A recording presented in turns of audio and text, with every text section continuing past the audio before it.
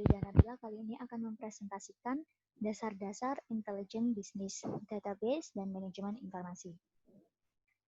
Mengorganisasikan data dalam lingkungan file tradisional. Sistem informasi yang efektif menyediakan pengguna informasi yang akurat, tepat waktu, dan relevan. Hierarki data. Ada beberapa tingkatan. Yang pertama ada database, yakni sekumpulan file yang diolah untuk menghasilkan informasi. Lalu yang kedua ada file, yakni sekumpulan record dengan jenis yang sama. Dan yang ketiga ada record, yakni sekumpulan field yang saling berhubungan. Nah, yang keempat ada field, di mana field itu adalah sekelompok karakter yang membentuk kata, beberapa kata, ataupun serial angka. Lalu yang kelima ada byte, yakni sekelompok bit, mewakili satu buah karakter tunggal yang dapat berupa huruf, angka, atau simbol. Dan yang terakhir ada bit, mewakili unit data terkecil yang dapat ditangani oleh komputer. Masalah dalam lingkungan data tradisional.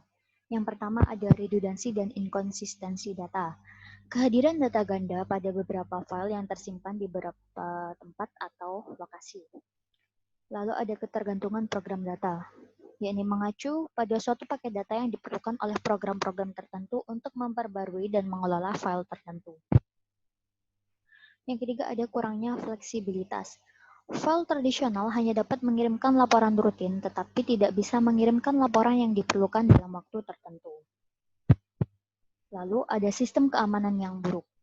Longgarnya pengendalian atau pengelolaan terhadap data, akses, dan penyebaran informasi menjadi tidak terkendali.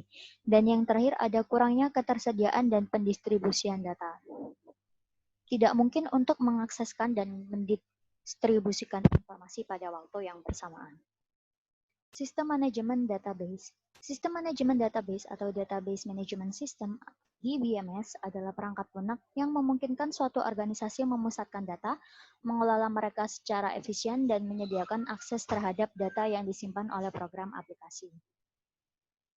DBMS menyelesaikan masalah-masalah pada lingkungan file tradisional. Sebuah sistem manajemen database memecahkan masalah ini dengan membuat sentralisasi data dan pengelolaan data, sehingga perusahaan memiliki sumber tunggal yang konsisten untuk semua kebutuhan data mereka. Operasi DBMS relasional. Tabel database relasional dapat dikombinasikan dengan mudah untuk mengirimkan data yang diperlukan pengguna, yang disediakan oleh dua tabel yang saling berbagi elemen data.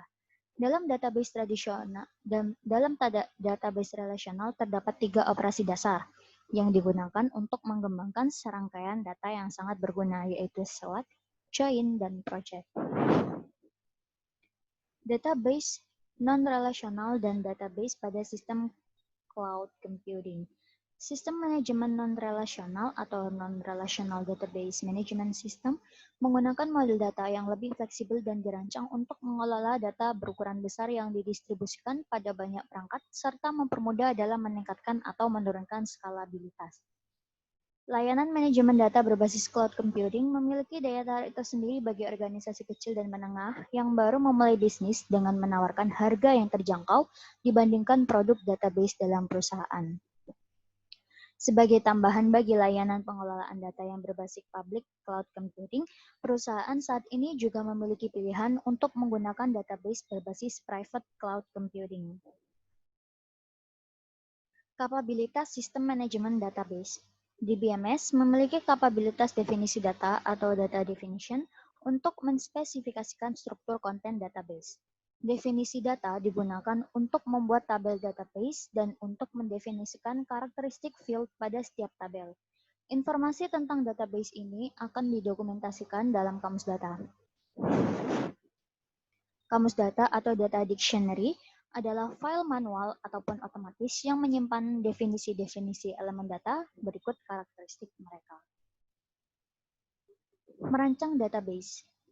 Untuk merancang database, harus memahami hubungan antar data, jenis data yang dikelola pada database, bagaimana data tersebut akan digunakan, serta bagaimana organisasi perlu diubah untuk mengelola data dari perspektif lengkap seluruh perusahaan.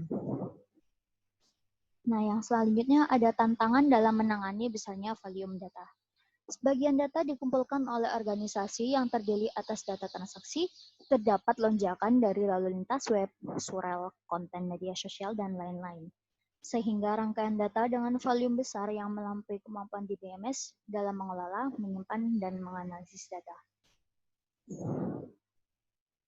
Infrastruktur intelijen bisnis ada 4. Yang pertama ada data warehouse dan data mart. Data warehouse adalah data yang menyimpan data historis dan data terkini yang berpengaruh bagi kepentingan pengambil keputusan di seluruh perusahaan. Hadoop adalah kerangka kerja open source yang dikelola oleh Apache Software Foundation yang memungkinkan pendistribusian proses data berkapasitas besar secara paralel. Yang ketiga ada komputasi dalam memori. Cara lain untuk memfasilitasi analisis data yang besar adalah dengan menggunakan komputasi dalam memori atau in-memory computing yang sangat mengandalkan pada memori utama komputer atau Computer's Main Memory atau RAM untuk data penyimpanan. Yang terakhir ada platform analitis. Platform analitis ini seperti misalnya IBM Netezza dan Oracle Exadata menampilkan sistem perangkat keras, perangkat lunak yang telah dikonfigurasi sebelumnya yang secara spesifik dirancang untuk pemrosesan permintaan dan analitis. Perangkat analitis, hubungan, pola, dan tren. Yang pertama ada pemrosesan analitis online atau OLAP. OLAP mendukung analisis data yang multidimensional yang memungkinkan bagi para pengguna untuk melihat data yang sama dalam cara-cara yang berbeda dengan menggunakan banyak dimensi. Lalu yang kedua ada data mining. Data mining sendiri memberikan wawasan kepada korporat, data yang dapat diperoleh dengan OLAP dengan menemukan pola-pola yang tersembunyi serta hubungan dalam database yang besar dan aturan menarik kesimpulan dari mereka untuk memprediksi perilaku pada masa yang akan datang. Lalu text mining. Text mining digunakan untuk menganalisis transkrip dari panggilan kepada pusat layanan pelanggan untuk mengidentifikasi layanan utama dan menyelesaikan masalah atau mengukur pendapat pelanggan mengenai perusahaan. Yang terakhir ada web mining. Web merupakan sumber utama lainnya dari data besar yang tidak terstruktur untuk mengungkapkan pola, kecenderungan, dan wawasan dalam perilaku konsumen. Web mining digunakan untuk membantu mereka memahami perilaku konsumen, melakukan evaluasi atas keefektifan situs web tertentu, atau kuantitas dari keberhasilan suatu kampanye pemasaran. Nah, ini ada cara mengolah data, ada 2, yaitu menetapkan kebijakan informasi dan memastikan kualitas data. Pada menetapkan kebijakan informasi, ada 3. Yang pertama, kebijakan informasi atau information policy. Yang kedua, ada administrasi data atau data administration. Yang ketiga, ada tata kelola data atau data governance. Lalu memastikan kualitas data, mengidentifikasi dan memperbaiki data yang salah dan menciptakan program-program yang lebih baik untuk mengedit data ketika database tersebut mulai dioperasionalkan. Sekian itu saja. Terima kasih. Bila ada salah kata mohon dimaafkan. Assalamualaikum warahmatullahi wabarakatuh.